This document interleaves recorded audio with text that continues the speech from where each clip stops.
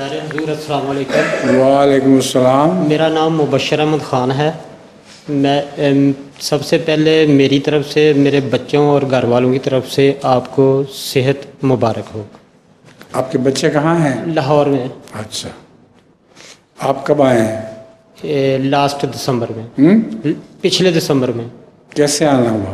اسالم کیا تھا۔ اچھا جی۔ تو بچوں کی طرف سے سلام آپ نے خود ہی بنا لیا؟ نہیں، ان کا کھاتا آیا تھا۔ ہیں؟ کھاتا آیا تھا۔ کب؟ وہ تھوڑے دن ہوئے ہیں۔ اس وقت تو مجھے صحت تھی ہی نہیں۔